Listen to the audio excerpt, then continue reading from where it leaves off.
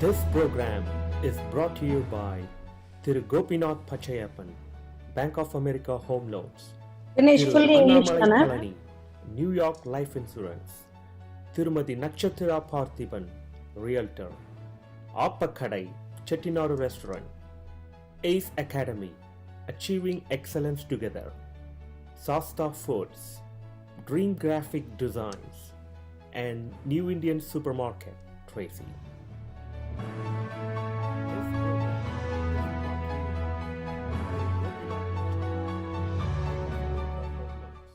Finish fully English தானே? New Yes. York Life Insurance, Thirumadi Nakshatira Parthiban, Realtor, Chettinadu Restaurant, Academy, Achieving Dream Graphic.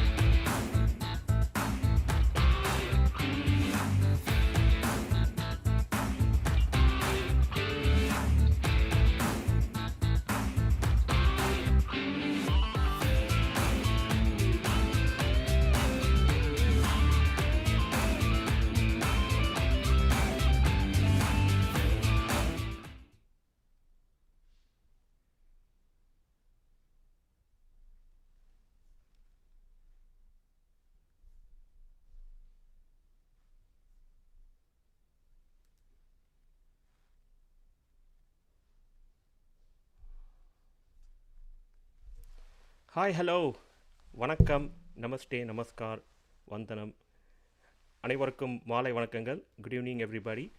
This is Dinesh Babu from Kurinji Tamil Mandram mountain house. இன்னைக்கு we going to have college planning session. நான் முதல்ல தமிழ்லையும் கொஞ்சம் introduce பண்ணிடுறேன். So குறிஞ்சி தமிழ் மன்றத்திலிருந்து நம்ம வந்து இன்றைக்கி காலேஜ் பிளானிங் செஷன் வந்து அரேஞ்ச் பண்ணியிருக்கோம். For betterment and for everybody to get benefit out of this session. இந்த செஷனை வந்து நம்ம வந்து இங்கிலீஷில் வந்து இன்றைக்கி கண்டக்ட் பண்ண போகிறோம். So we're going to conduct this session in English so that all the audience could benefit out of this. This is pretty much to create awareness about college planning for all the high school parents and kids that are about to get into high school following years. They would get benefit out of this session just to help them to prepare for the next stage in their career. All right, with that, we're going to get into the program. Before we get into the program, we would like to have play Tamil anthem, just a Tamil Thai Valthuran in the நிகழ்ச்சிக்குள் போகலாம்.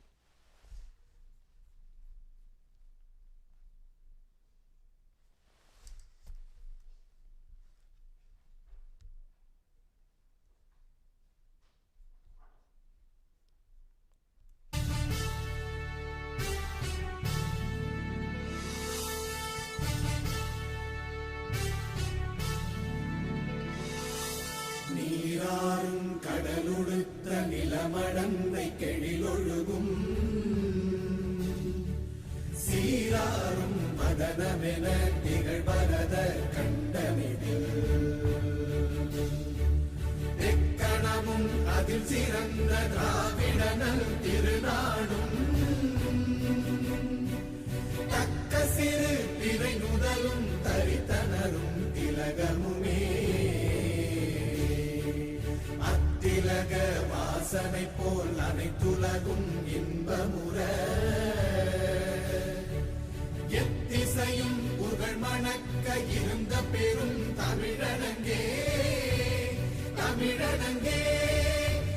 சீரிழமை திறம்பியந்து செய்ய மறந்து வாழ்த்துதுமே வாழ்த்துதுமே வாழ்த்துதுமே.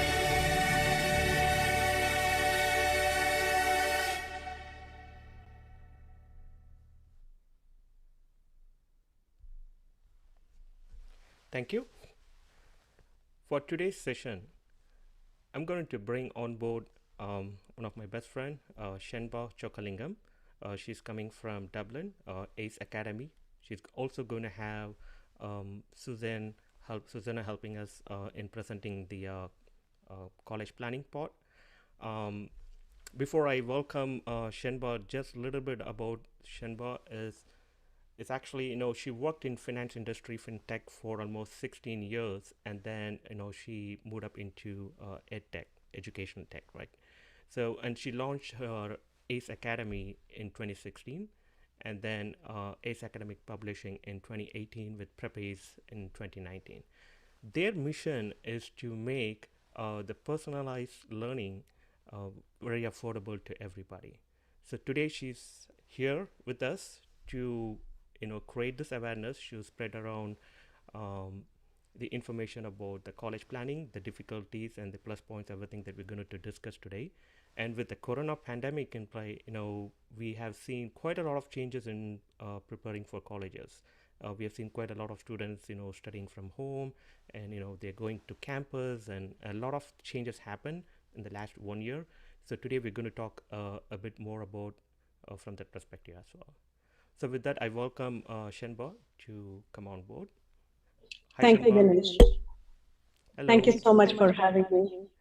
You're welcome, and it's Great pleasure to have opportunity to you talk. to have this session, being presented. I know it's been a long time. As a high school, student parent, I'm also very interested to attend this session and listen from you about the college planning. And to be honest, this is my very first session. I never attended Oh, anything nice. before. So for me, everything is fresh. I'm going to listen to your presentation.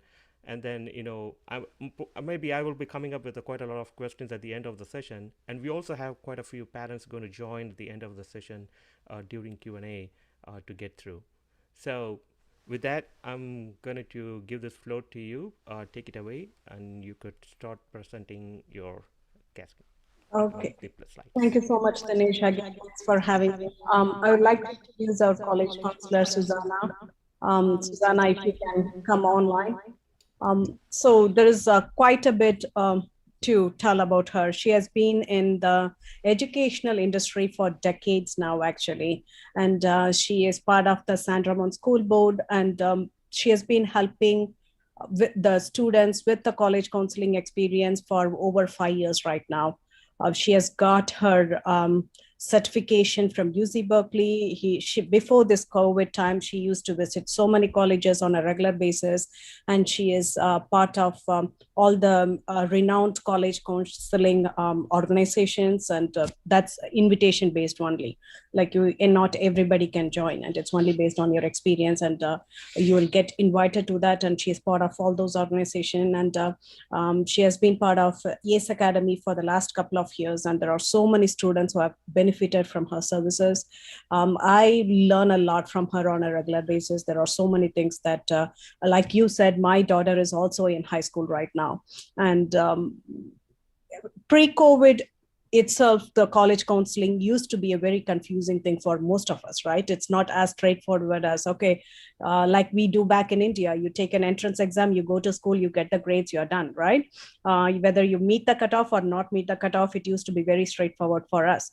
But even before the COVID situation, things were very confusing for most of us. But now with the COVID situation, it's even more confusing. And many of our parents are using our services, and they're very, very happy. And they pretty much don't even care about what is going on with the college counseling, because we work with the students directly and we don't bother the parents that much. That's our goal. We want to make sure that this is a very pleasant experience for all the parents. So we take care of all the things. We take care of the nudging, and Susanna is great at that. Like I've never heard any parent, any student complain, but it always gets done on time. So that's what I believe Susanna's strength, one of the strengths actually lie in. Susanna, would you like to say a few words before I start the presentation, if I missed anything about your background? Yeah, no, hi, thank you for inviting me actually to this session. No, thanks for the introduction. And just like Shenba was saying, I think that part of my job, right, not only to give the students and parents the accurate and I think topical, like timely, right, information, because everything about college admissions right now is changed so much. So it's part of my job to provide students and parents like the timely, accurate information of what the colleges are looking for and things. But the other part is really also helping the students. And I take that part actually from the parents of actually, sometimes I tell students really honestly, like, I'm going to nag you. You know how your mom or your dad nag you to do certain, work or assignments and stuff. Well, I'm going to take on that part. So I get to nag you, and because I am not their parents, usually they do what I ask. So I do agree with that, but it's perfectly fine because that's part of the college, right? Application admission thing is that you make the deadlines, and so I help my students do that because they're teens, right, and they're or preteens, and they're developing those skills. So I'm helping them develop the time management and the organization skills too. So just wanted to put that out there. But thank you again for this information session, because it is also my passion to like just provide basic information to parents and students, because it is a very kind of complicated and complex, I think, system, this, whole process. So. Right. So Susanna, welcome to this session, and I appreciate your time to join with us and walk us through today what you're going to present. And at the same time, just wanted to tell a few words that we are presenting this in and around Mountain House and Tracy area, so a lot of people watching online. It's a new segment of areas. There's quite a lot of sessions happens in and around Mountain House, but this is something like we're doing it first time online, bringing you and having this one going live on YouTube so people could watch it later. So people who couldn't join us today right now live, they should be able to watch this at their convenience in future. So it's going to be helpful for them to refer this particular video over the period of time. So with that, I'm going to shut down my camera, and I will let Shenba and you drive this session. Thank you. We'll Susanna, join during the Q&A. Yeah, sure. Susanna, I'll present, and we both can, you can start and I'll jump in when needed. Okay. Okay. Okay. So can I present? Yeah. Will you? Yeah. There you go. Yeah, I wasn't quite sure who out of, which one of us would be sharing the presentation. Okay. Right. Yeah. So again, I titled this exactly what college admission office they're looking for, right? Right. So again, I think Shenba went through, and this is a little bit about me. And then, so the question, I want really to answer this question, and just to let you know that most of the time, the answers to your questions, if anyone's asking about colleges, the answer is it depends, because it is so different, and this is why I think it is kind of difficult sometimes and so complicated in the American college admission process in comparison to the Asian or the UK or even Canada.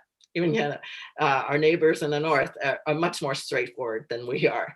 So most of your answers, if you have questions about college, it depends on the school. Right. So That's the Yeah, go common ahead. issue that the parents have, right? Like, is the process fair? Meaning, is it an objective thing? Is there a number that I can reach? Yeah, number of APs, perfect GPA. What is that GPA number? Like that's the quantitative measure we all look for.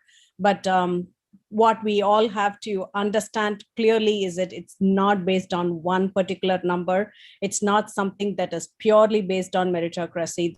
There are other elements involved, which is hard.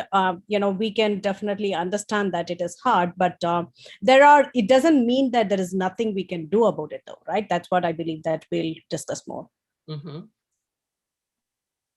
Yeah, and so there are, just to let everyone know, there are some kind of criteria around certain schools and stuff. And so the three main college application review processes are like open enrollment, which community colleges, anyone, right? Not only high school students or college students, but anyone can sign up for a class or be a student at. Then you have your formulaic system review process, which are like some of our Cal State University and a lot of state schools. And when I say formulaic, it just means, if a student have a certain GPA and a certain test score, it's kind of a sliding scale where if they can make it up. If they have a lower GPA, they can make it up with a higher test score or other factors. And if they have a higher GPA, then they might not need as higher test scores and other factors. So that's kind of a formulaic, there's a formula there to these schools. Now, the last one is holistic or comprehensive review. And most of the schools, I think, that we hear or that we know from like the ranking system, right? Like Harvard, right? Stanford or Yale, Princeton, even UPenn, some of Duke, any of those are usually, they are under the holistic or comprehensive review, which, like Shenba said earlier, it's just not like a particular number. And there's also not a particular set of numbers where it's clearly defined. It's actually a mixture of quantitative numbers, right? Grades, test scores, GPA, things like that. And then there's some subjective elements in there where it's kind of hard to know, right? Like the extracurricular activities, like what type of extracurricular activities should, students look at, or like the majors and lots of different things. So that's what's holistic. And that's why it gets a little bit, kind of crazy when you think and gets really confusing in this process. Now, I do want to make a note. For the really highly selective private colleges. and I want to make this note because I actually recently had a really good kind of view at it too, because one of my colleagues, another independent counselor, actually was a reader, an actual application reader for both UC Berkeley and Stanford. And so she talked to us, she presented to us certain facts, and that when she got to be a reader, that she actually had to, how she rated students, the application, and she actually had to tell like the colleges which ones she would recommend in admitting and denying. So she was telling us all this information about this. And what I took away from the really selective private colleges is that the perfect GPA, like A's in all classes, and the high maybe it doesn't have to be perfect, like 1600 GPA, SAT or anything like that, but really high, those are actually the basic, like the minimum, right? Like if you don't have all A's and they might not get in. And then you have to actually add, the student actually have to add something like a wow factor or something extra to the table before they'll actually kind of review yours. So I want to bring that up. And like Stanford calls theirs POE, point of excellence.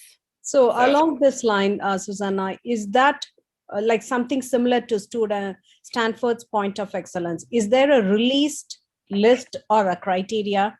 Like, do they say that we look for this kind of point of excellence? Do they have anything, any colleges? No, right? No, unfortunately, it's really based on institutional wants and needs. So whatever Stanford, like, okay, even, you know, that every year, right? Every year, the school, let's say Stanford, last year, their need might be very, very different from this year's need.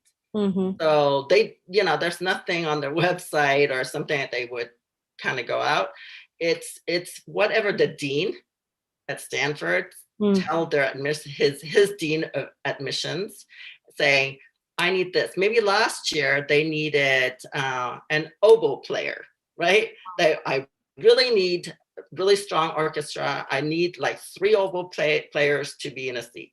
So along with, you know, athletes or, you know, whatever, and whatever majors, right?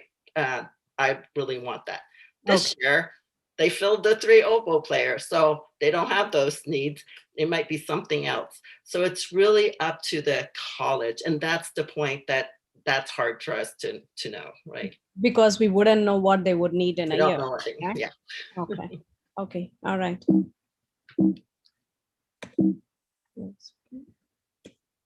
Sorry. Okay.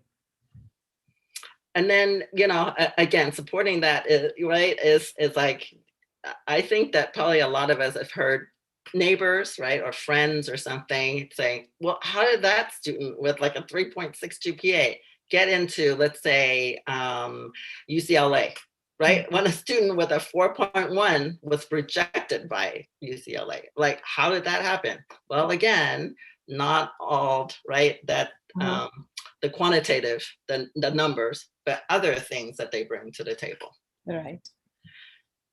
So then, you know, it's frustrating. It's frustrating to know we don't know what, so how can students, right, and parents can take control of this process? So just remember that there are a lot of schools. There are a lot of schools in the US. There are a lot of 4-year colleges and universities, and lots of different ones, right? Private, public, California, out of state, lots of different things. And that fit is more important, like how the student fits in with the particular college or university is more important than like, if you've ever heard of them, right? Or if like all the kids are going or something like that. Because it's, the fit is the suitable. It's really important. Yeah. So by fit, what we mean is how much about the environment of the college, about the state where that college is. Is that a state that is suitable for the student, whether the student likes it or not? The courses that are offered, is that something that the student they like to learn that course or not? Or you know, many other factors, small cities, bigger cities, towns, and type of neighborhood. Like there are so many other things that can play into whether the student will feel like he belongs there or she belongs there, she likes being there. That determines the end result. You know, like Susanna mentioned, it's a journey, right? Going to college is part of a journey. It's not the end to all. It's not like we strongly, as much as we want our kids to go to the top colleges and do really well in their schools, we also are very focused in understanding that going to the best college is not the end of all. We keep the happiness and the mental stability of the kids in mind, and that's the most important thing for us, where they can be happy, where they can excel. If you put the kid in the right environment, they'll do really well.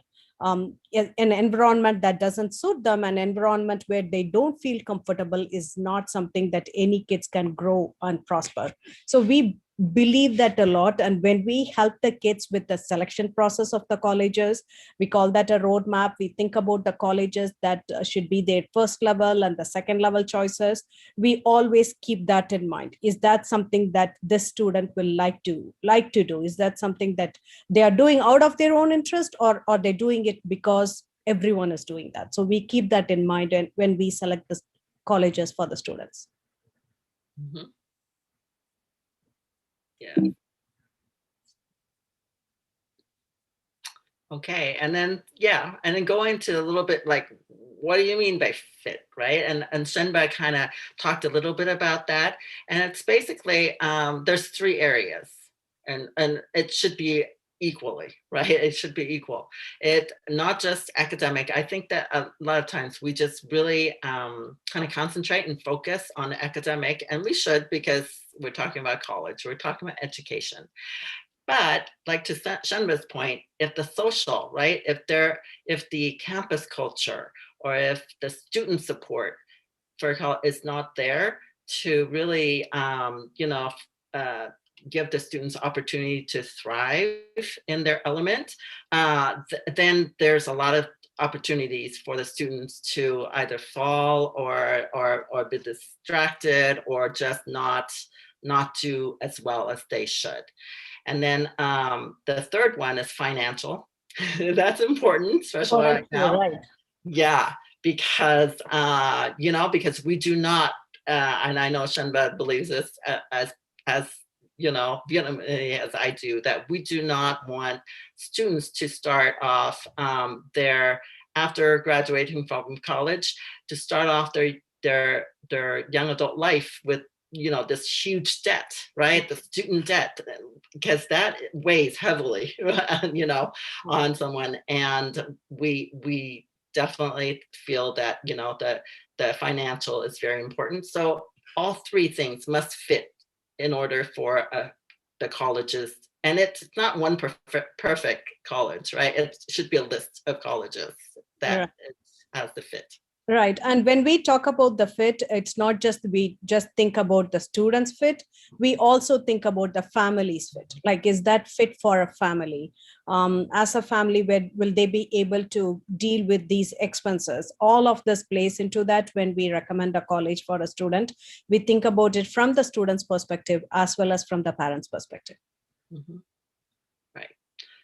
And then really to help the student find fit, right? We start with the student. That's how I do. I'm very student centered. I look at the student. I don't really look at the school first. It's not really, I ask the students, like, do you have goals for any schools or any school that you are thinking of, that you would like to go?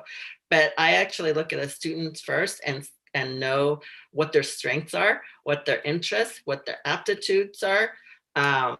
Before really, right, then I reached to, my list of, a huge list of schools, and again, there are thousands. So like reach in and see which ones are, fit. And I work with the students, continuously through my time with them, and, up until like when they have to apply, then we kind of solidify our the list for them, and then we apply. So there's lots of time, where we talk about the different colleges and why it fits them or it doesn't fit them. And that's very important because they're going to have to also kind of express that to the colleges, why they're a fit. Right. And that reflect is something that is very, very important. Generally speaking, reflecting on something is very important for any of us. But for this college selection process, it's very important that we are able to understand what we truly need and what we are looking for, rather than we decide on any of the colleges or be swayed by the neighbors or your friends or the other things. We encourage our parents and our students to think about what they truly need, what will make them happy, what will they like to pursue, what will they want the surroundings to look like if they have to be happy. So these are the things that we encourage our students to think about and write about, and like Susanna said, it should show up on their essays as well. It's very, very easy for the essay readers to figure out if whatever they are saying is something that they believe in, or they say it because they have to say it.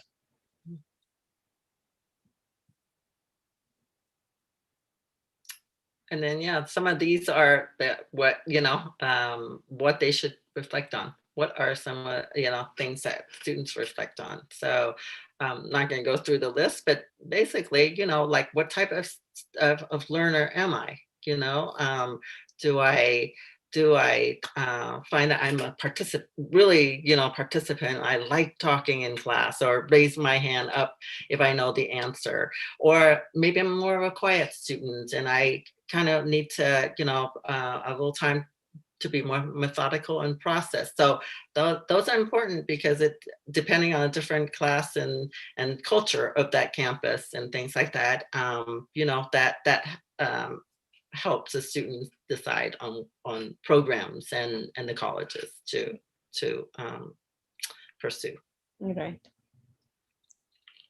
And then some of these the qualities to consider for the fit. Now, this part actually, right before, that's the students. Now, this is when I kind of take a look at the colleges and say, okay, what about this college that would fit in with my student, right? So I take a look at the academics, would consider, right, the qualities, the physical, social, financial, and then there are even other ones that are, a lot of people don't kind of think of first, right, for colleges, but but like religious affiliation, or even political. I didn't have it on here, but really a political climate, let's say, right? Career development, health and medical services. There's some students who might need a little more, if they have allergies, right, or something, they might require more support from the college. And so are these colleges ones that can support those medical or health needs, and, things like that. And these things might appear as if not as important as determining the rank of the college. We all think that, okay, number one, it doesn't matter where it is located, it doesn't matter who the professors are, it's ranked number one, it's ranked within the number 20, so that's the great college. But we have seen again and again so many stories where the students felt like they want to go to that college because it's one of the renowned colleges, but they come back. They feel like they cannot fit there anymore, and then they come back and they pursue something else. There are students who think about so many different things, like we always hear about, like you mentioned, religious affiliations, political situations, whether it is a conservative state or a liberal state, what kind of small town culture, big city culture, all of those. It's very important to think about, because when you join the college, when your kid joins the college, we want them to be happy. So, and we are very sure that even though it may not be the first thing that crosses our mind, like what is the political affiliation of that college, we know that we want our kids to be happy. And like I said, my high schooler, I want her to be happy wherever she goes. And it's better to be in a place where she feels comfortable and she feels happy and she feels like she's achieving, than to be in a number one ranked college where she could be miserable. So the fit is the most important thing that we talk to our students about. And like Susanna said, there are so many different colleges, that provide highest quality education. And we strongly believe that there is no reason to be tied up to a ranking or a number to succeed in life. Right. Well, and I wanted to mention about the ranking. If you're going to look at, if the parents and students are going to look at rankings, then really look at what their metrics are for that ranking. Because I know that like US News and World Report, which is like the number one, right? I think resource for ranking that students and parents look at.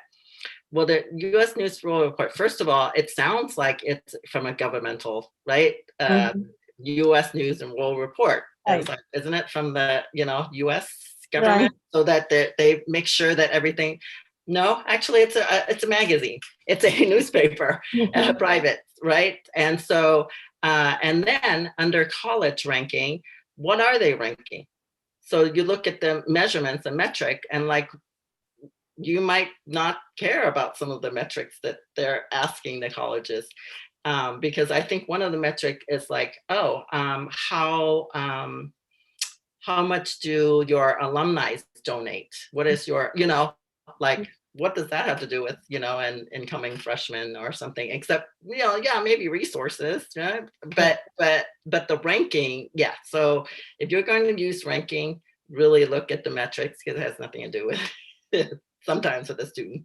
Right. And also in terms of the ranking, it's not the overall ranking that's always very important.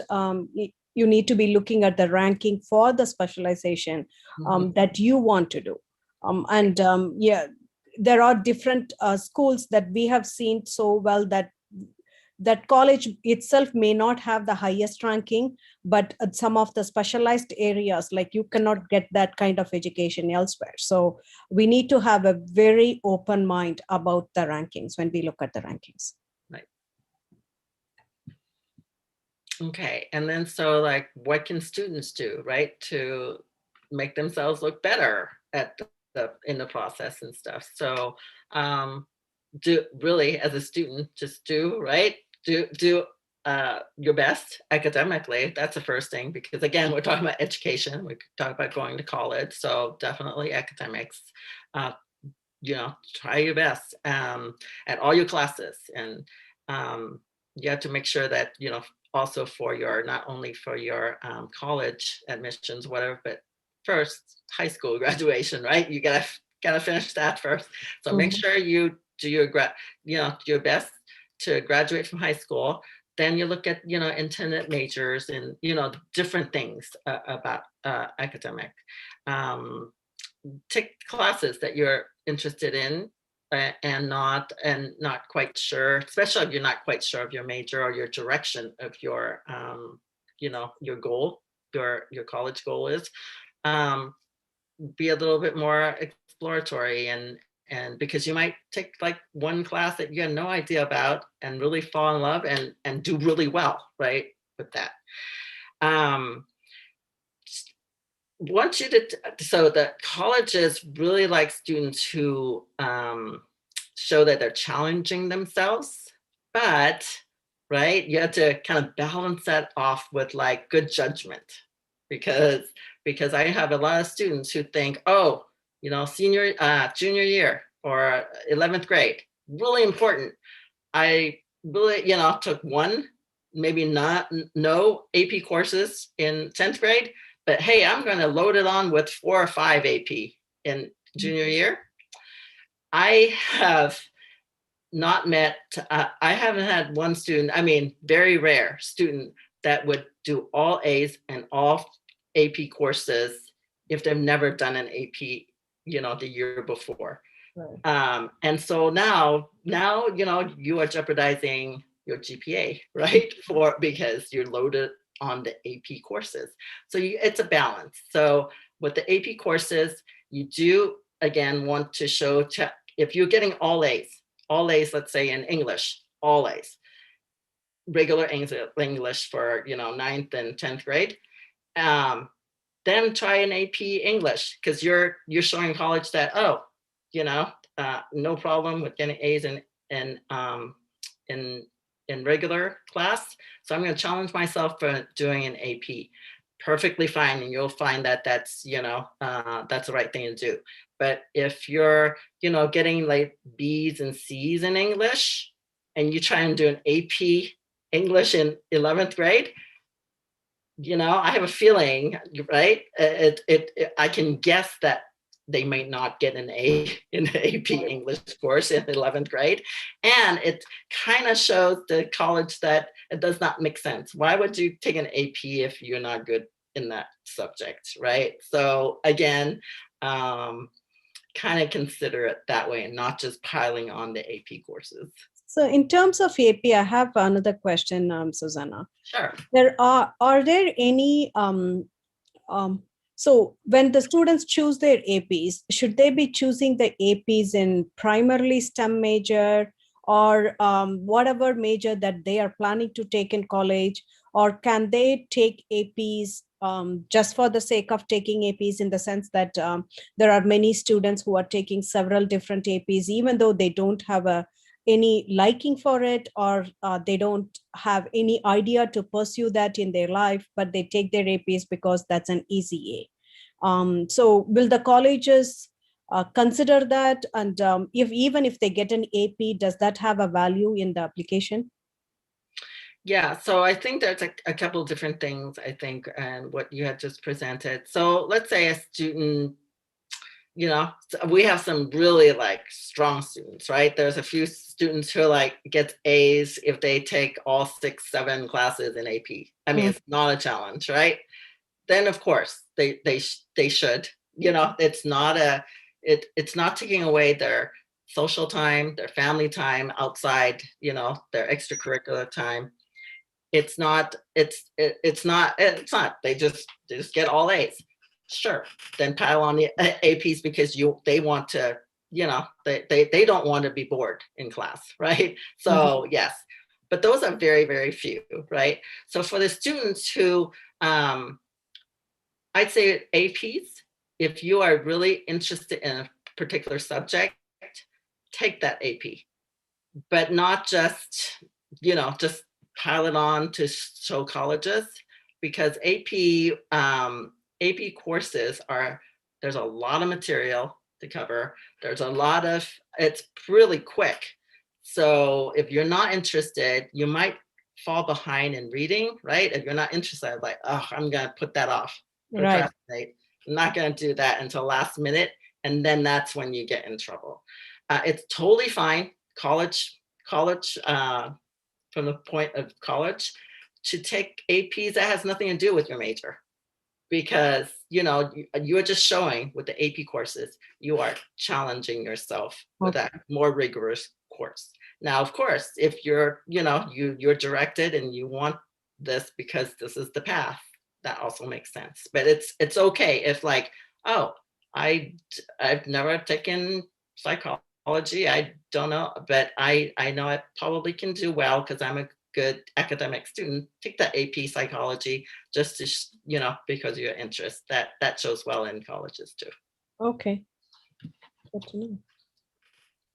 Oh yeah, so I think this year has been very interesting. This past year, oh my goodness, yes.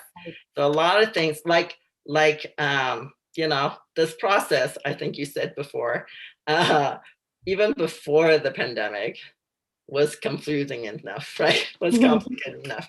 Now, okay, so since the pandemic, we know that standardized testing has been kind of all turned upside down.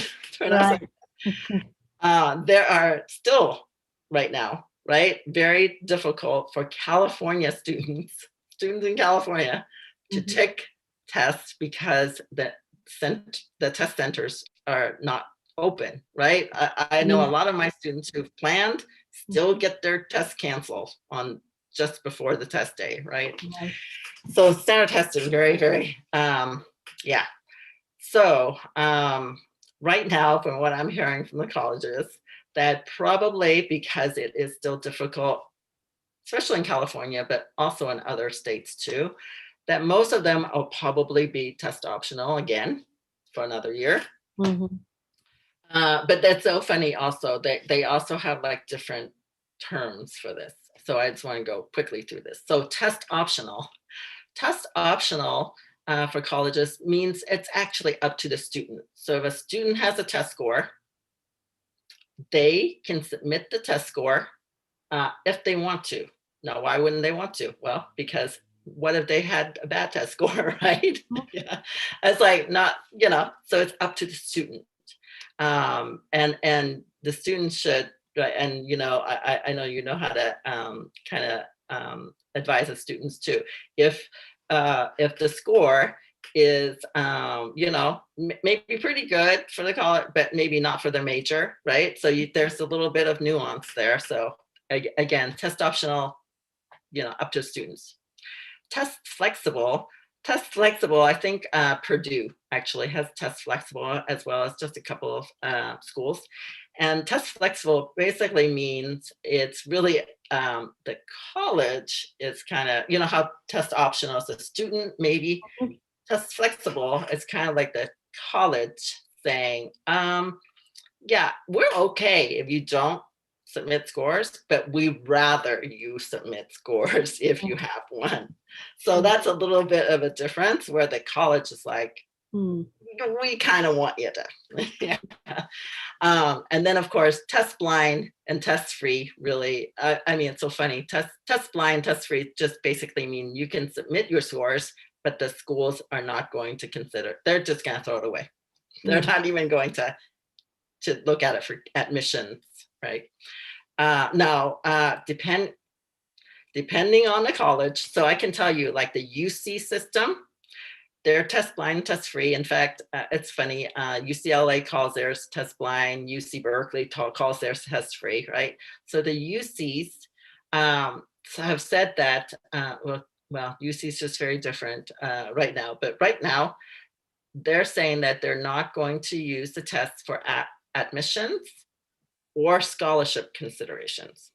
But other colleges, right? Like, you know, Santa Clara University or other, you know, privates or out of states or whatever, even state colleges, they might still want a test score for either scholarship or maybe some other, you know, for your major, particular major and things like that. So that's why even though my second bullet point there, the College Board, right, eliminated SAT essays and subject tests. And even though lots of schools are test optional, I have not been, you know, been advising my students to just drop the SAT or ACT. Right. Some schools still need the test scores for certain things. Right. Yes. Yeah. So even some of the schools, many of the schools say it is test optional. So if there are many students who are going to be submitting the test results, like if most of them are going to submit the test results, that will have some impact in their decision-making process, right? Yeah, maybe. I mean, so far it looks like for this year that the colleges are actually, I mean, they are pretty truthful when they say, no, we're not going to, you know, disadvantage the students. Okay. Test optional is really test optional. They'll be pretty good about that. But again, depending, I mean, if you're looking at not just admissions and not just admissions, but if you're looking at certain scholarships, if you're looking at certain majors, you know, the school, depending on this individual school, they might still, you know, if they don't demand it, they might still be like, recommend, right? Or, you know, yeah. Okay. So on top of that, so they are going to primarily first look at grades, and then they are going to look at the extracurricular activities, and they might look at these SAT or ACT score depending on what their policy is. That's pretty much how it's going to be. Right, right. So, I mean, standardized testing. So even though, you know, yeah, with College Boards, you know, whatever, and the test optional, it's still around. Yeah, the test, we can't throw it all out right now yet. Yeah. We need to leave time for question. Susanna. Can you quickly, before we wrap up, can you quickly talk about the college essays? Because that's one thing that many of the students are very nervous about. You know, like how should they be going about preparing for those essays? How important those essays are? If you can take a minute or so, that'd be great. Sure, of course. Yeah, so college essays and writings, they are, well, as you can see, without, you know, testings, and then also maybe for our juniors who are going to be seniors and, you know, this fall and applying and stuff, you know, you're going to have maybe, depending on the school. And I think this session is more for a Mountain House. So I think they still had grades for, you know, last like in the spring of last year.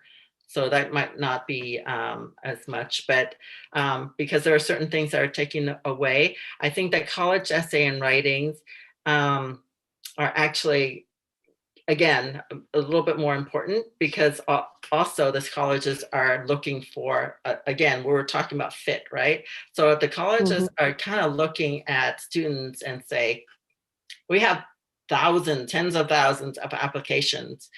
Tell me, we want to admit you, but tell me, how do we, like how we match it, each other? Why is this a fit?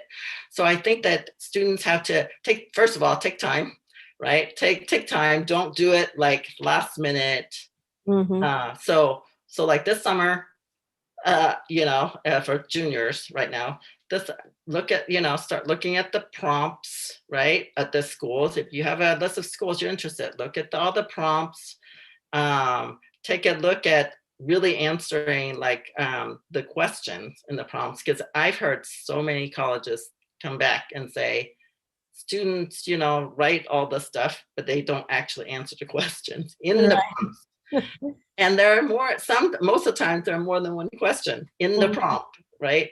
And and also just if the students, again, like you said, reflect on their values, reflect on what they're doing, how they want to help, and then actually look at the mission and goals and philosophy of the school, and kind of connect. There's just connections, and that's what I do a lot with my students. How I help my students, I don't help them actually write, right? They write their essays, but I kind of help them. Tell me what you've done, and then tell me the colleges you're looking for and the programs, and I kind of help them connect with what they've done with what the college, Right. And college essays has been one of the most important, most significant aspect of any of the college counseling experience. And we focus on that a lot, and we make sure that students, when they are expressing themselves, it sounds authentic.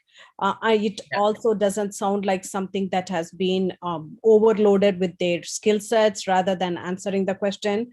So we focus on those things a lot, and we make sure that we are supporting them in writing the essays. It's not that we are going to dictate the essay or write the essay for them. We are going to support writing the essay so that it comes out naturally. It feels like, okay, so this is who the student is, and this is a person that I would want to have in my class, so that's the kind of a feeling that we want to have the essay readers. So we focus on answering the questions, like ensure that the students are actually answering the question. Start on the process as early as possible. Summer is a great time to start on that. Start on it as early as possible. Start working on it slowly, refine it throughout the months, and so that when it is time to apply, you are not in a rush. You are not sitting for 4 hours the night before and trying to complete that, because it shows. Yeah, it does show. It does show. Yeah. So that's great. I think, Dinesh, we have covered all the important points that we wanted to talk about, and I think we'll be happy to take some Q&As now. Sure. Thank you, Shenba, and thank you, Susanna. It was very, very informative, and I could see the couple of pointers that I was actually mentioning at the beginning of the session, and it's also being covered about the pandemic situation, right? So a lot of things change. SATs being, excused that you don't need to have it, but we do not know what's going to happen next year or the year after. We do not know. So a lot of new things are coming up, right? So we are into new normal. A lot of things are coming up. So that's where, it's really put us, like parents, like me and other people who's listening to this call, in a tough spot that you don't have a proven, segment to look at. But before pandemic, at least you have a track record to look at it and say, hey, I have seen so many years, this is how it's been happening. Now it's like, oh, it's going to change, right? So you got to adapt to the new situation, and a lot of criteria is also being weighed out. So people who are so skilled in extracurricular activities, athletes, right? People who are part of the bands, now they're not able to get together to perform or practice, right? So this all going to bring them down, and it's actually bringing all the normal students to the level where the other extracurricular, students that they have more skills on it, they're all going to match up in the same line. It's putting in an interesting spot. So we have one of the parents joining us to ask the questions. I do have a list of questions that I got it from other parents who would like not to be joining the session, but they gave the questions up front. So I will be asking them to you. I see Bhavna, would you like to join us and ask your question, please? You might need to turn on your camera. Hi, yes. Hi, Hello. thank you for the wonderful session, first of all. You're welcome. I have a question regarding SCT only. So it has been like college board hasn't been canceled yet, but the schools are not ready to have it on their campus. So my son, he's trying to attempt SCT from since last October, and he was unsuccessful.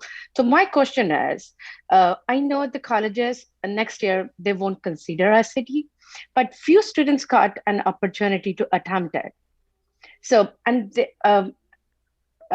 to my knowledge, it's up to you if you can ask university that consider my score. Is it right? I think it depends. Again, right? The answer is it depends on the school you're looking at. So if you're looking at a UC, again, yes, UC is not going to take any scores, right? If you're looking at another school who says we're test optional, right? Test optional. And so if a student has a test score that they would like to submit with the application, totally fine. Yeah. Okay. But relating to furthermore, let's say my son won't get a chance to attempt one, but his friend got a chance and he got a really good score. Won't his friend get a upper hand on getting in that college than my it's just an example. I'm just comparing two students here. Right.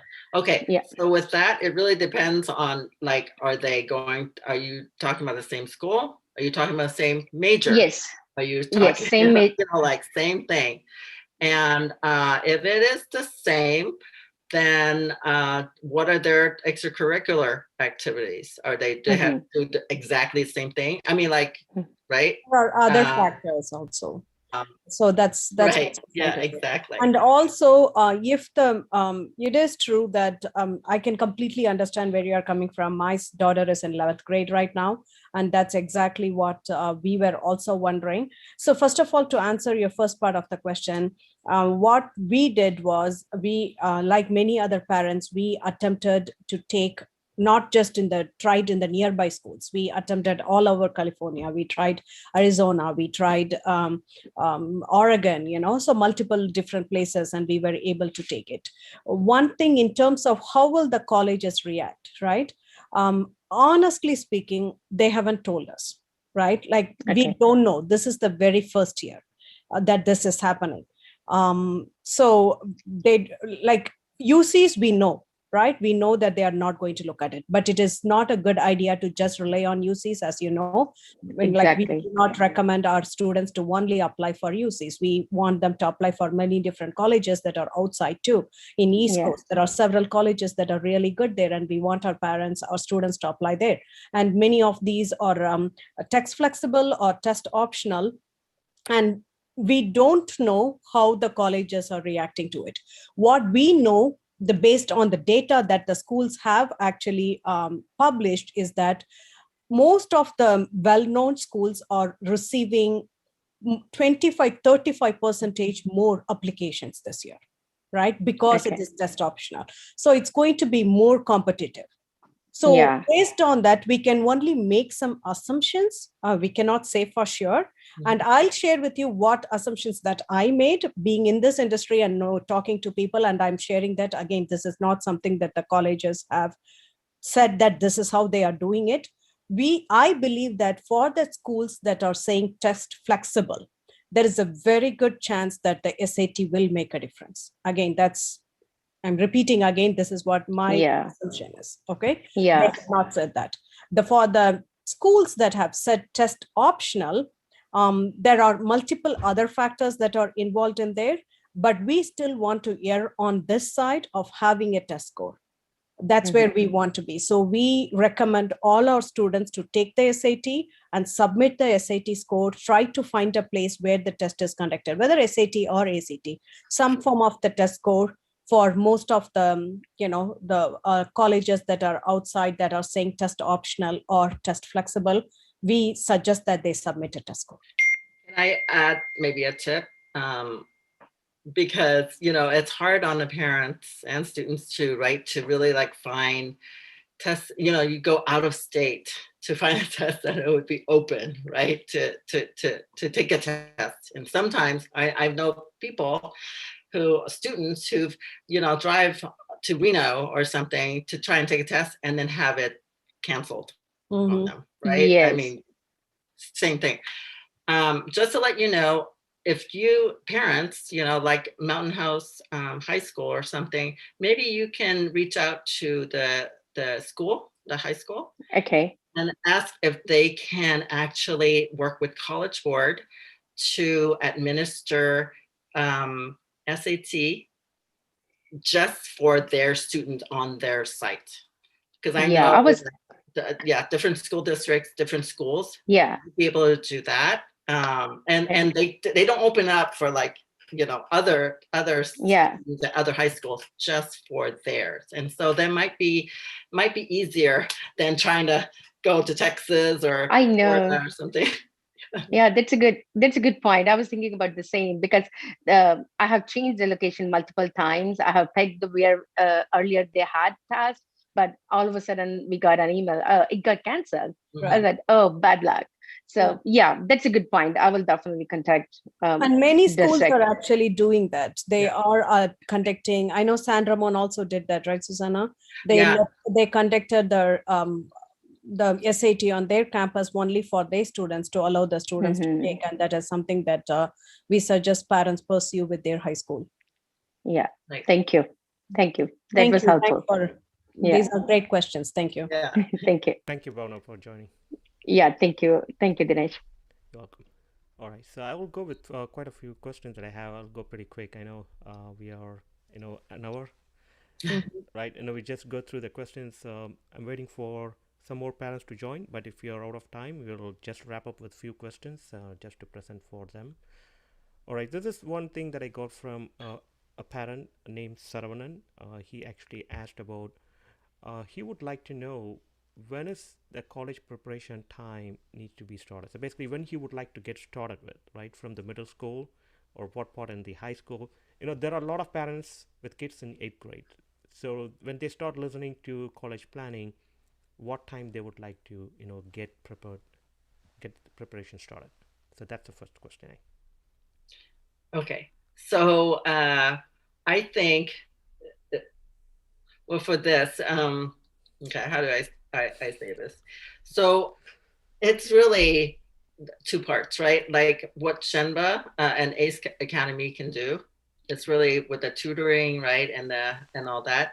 It's to prepare the students. So that's one part. And then when students work with me and the families work with me, it's more of really thinking about college. So I'd say that in, like middle school, kids, the students are not really thinking, even 9th grade, the students are not really thinking, oh, college, right? I think that in terms of preparation, that's when maybe parents should prepare, not the student. So the parents can help kind of set long-term goals, right? Short-term and long-term goals. So the students can be prepared again to keep doing really well in their classes. If they need help, reach out to someone like, ACE Academy or something to help them, right? With supplementing their learning. And then maybe, and then in 9th grade, going middle school, going to 9th grade, I think that students shouldn't really think about college. They should think about how to smoothly, nicely adjust to high school, because middle school and high school is very different. And so when the students, right, go into high school start as a high school student, there's a lot more like social pressure, different things that come, along with being a high school student. So I think that they should get adjusted to being a good high school student, which will show in their grades, right? And participating in their school community, which helps with the extracurricular, right, for their college as it goes on later. But so I think for me, usually I like maybe like 10th grader. I think not ninth, because ninth, eighth, middle school and ninth, I'd rather work with ACE Academy on some of the other, really supporting the foundational, being a good student. And then the college part, really around 10th grade, second semester, 10th grade, when students are really, really ready to think about college. So there are certain skills, Dinesh, that you can learn over a few months period, right? And there are certain skills that are supposed to be done over several years, practiced over several years, so that you can get good at it, right? So from a college selection perspective, road mapping, trying to find the college, thinking about the financial aid, these are all part of the college counseling, and that need not start until you are in 10th grade. Like until 10th grade, we want the kids to be not thinking about college, just be a good student, just learn, have maintained good grades, learn to write well, write good essays, generally the general skills that you should be developing on, you can focus on that. But focusing on the college application itself can start in 10th grade, but the foundation obviously must be laid out much earlier. Right. And Susanna, you said it right. Like it's about the parents' mindset when they wanted to get doing it, right? Because everything boils down to the financial part, as we talk about. And normally parents do talk about going to UCs and all top colleges, right? And to me, not every student is capable of going to the top college. So what is the next set of colleges that we can look into? What are the other level of colleges that we have in place, right? So we don't normally hear about the option 2 and 3. We always hear about the top option 1. So that's pretty common, right? So when you go for a session, I hear this from few of my friends, but I never attended one. So this is why I'm kind of prepping myself. Okay, when is the good time for me as a parent to step in to start, getting this college process started? So I see that next year would be the good time for me because my son is in 9th grade. So he's kind of going into the like I said, no, parents can start much earlier, right? In fact, I think parents should start earlier to think about it, but not the student, not requiring the student to think about it, because they just can't. They're the kids, right? But the parents should, the financial, right? Academic and prepare. Yeah. Right. So the other question I have is like, the immigrant kids with H4. A lot of, when my son is also a dependent, on H4, would he be eligible for financial aid? For the H4 visa? No, unfortunately, he would be, unless, he gets a change in, in classification, he would have to apply as an international student. Got it. But here's a tip that I learned. But because, you've lived here for a number of years, right? You're a California resident and stuff. Yep. So for the California state schools, if, let's say, down the road, he gets accepted into a UC or a CSU or something like that, then you can actually appeal to the financial aid people at the state school saying, he's been here since he's little, and then you might get, for tuition wise, you might get in-state tuition. Okay, thank you for that. And applying, he has to apply as an international. Right. And, out of curiosity, I'm kind of thinking through, maybe we might have to take this offline too. Like, there are a lot of colleges in California itself, other than, the top UCs that we talk about, and California State Universities also we talked about. We have to look up for the choices, where a student could go in to complete their graduation. So what they exactly wanted to do, so not just the UC spot, we can actually come up with a list of colleges that they can, tap on. I see majority of the kids from Mountain House High School, they go into UC Davis. That's kind of 60-mile drive from our place, and I see parents prefer the kids to go there too. Um, yeah, so that's a lot of things come into play. So we are all grown up from Indian point of view, right? So in back home, we are day scholars to college. We go to college in the morning, come back in the evening, back to home, and we do all our stuff. And then it's like a daily routine for us. So we didn't have much choice. There were like the colleges where students go from one city to another city. They stay in the hostel, dorms or wherever, and they study. So there's a different experience with different people. So we are trying to get used to the current situation over here. Maybe it's a learning process. A lot of things to learn and get Yeah. used to that. Yeah. Yeah, it's not like back in India where we simply apply for a college. We prefer that within the city. We go in the morning and then we come back in the evening. And there are some dorm requirements, right, Susanna? Like the first year, many of the colleges ask the students to stay in dorm, right? Is that true for UCs or is it? I know that it's true for Stanford. Right. So again, depends on the college. But a lot of colleges, including UCs and everything, recommend that the students stay on campus, only because, not because, well, of course they get the money too, right? but also studies have shown that the students, they stay on campus and they get situated and actually be within their community and in their dorms, and they meet their friends and socialize, and so they get comfortable there and really be part of the community and learning and socializing. They actually do much better in graduation, in their classes, in their majors. So that's also why colleges are there are some that like don't require students to stay on campus, but most of them do like recommend because of that.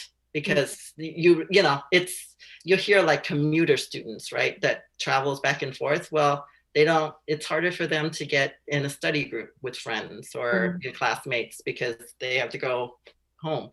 Yeah. Got it. And also will help them to be independent as well. Right. So I think that's all I have on my list, and you covered pretty much, answers for quite a few questions that I have it there in the session. So parents would get that answers. Definitely, we can, come to the end of the session. Thank you very much, Shenba and Susanna, for, spending your time and giving a valuable information to all our friends, who are looking for it. Definitely, this pandemic have changed a lot of things, and this is one of them. And this year, for kids going to college, I see the challenge right in front of them. At least we could watch out for a couple of years. We have time. From my point of view, but kids who are seniors, who are juniors, they are actually heading into a kind of a unpredicted time. We never know what's going to happen over the period of time. So we have to wait and watch, and we just go with the flow. That's all I say. Just go with the flow. I know. Right? Have to be Don't adaptable. panic. Don't panic. Just go with the flow. There will be a way to get out of this. So just hang in there. Yeah. Thank you so much, Dinesh, for this opportunity. This was really good. Thank you so much. Yes. It was a good opportunity to talk to Mountain House residents as well as other residents within our Bay Area here. And feel free to ask the parents to contact us. We'll be able to schedule a one-on-one free session for the first time, and we'll be able to give them some answers. And like I said, our support that we provide for the college counseling is complete package. We don't do that. You choose these many essays, choose these many hours. Like we don't do any of that. Whatever is required to support your student to get into the college of your liking and your students' liking. That's what we focus on. So we cover from road mapping for selecting the colleges to selecting the courses, summer programs, internships. There are several internship opportunities that we offer from Prepase, as well as we have a nonprofit that we are managing, and we provide opportunities for many high schoolers through that nonprofit as well. So we provide nonprofit hours where the students can teach online for students in the developing communities in US as well as in India. So we have several opportunities for that as well. So summer programs, summer internships, we can provide, we can recommend others, we can provide with the college applications, financial aid, everything. We'll be able to take care of everything. So we'll be happy to help any of the students. And once they reach out, we'll be able to give them a free session as well. Cool. That's a Right. great way to end the session. Like at least they know where to go. That is Right. kind of a guidance. We talked about all that. Okay, what's my next step? So they have quite a few things to do. Thank you so much. And thank you, Susanna, for your time today as well. Yeah, no, thank you both. That All was right. great. Thank you. Thank you all.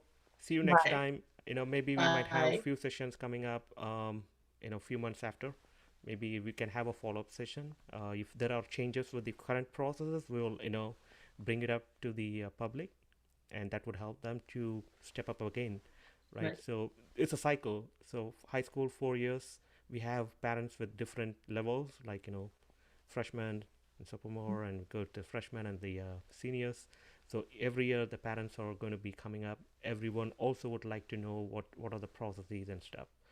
Each one has a different level in terms of adapting. So we'll have challenges too. Great. Thank you. Thank you very much, you. and have Bye. a wonderful weekend. Okay, I will bring up bye. the session to closure. Thank you, Shenba. Thank you. Bye. Thank you, Susanna. Thank you.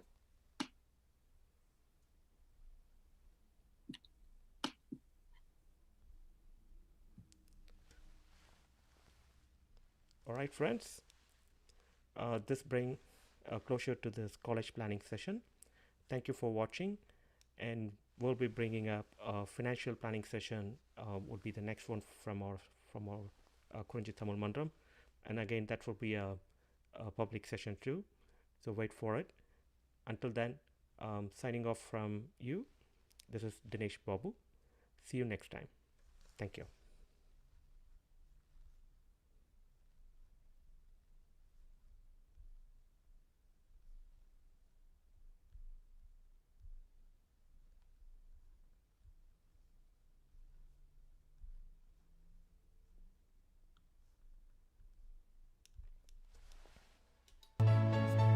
This program is brought to you by Thiru Gopinath Pachayappan, Bank of America Home Loans, Thiru Annamalai Palani, New York Life Insurance, Thirumadi Nakshatira Parthiban, Realtor, Appakadai, Chettinadu Restaurant, Ace Academy, Achieving Excellence Together, Sasta Foods, Dream Graphic Designs, and New Indian Supermarket, Tracy.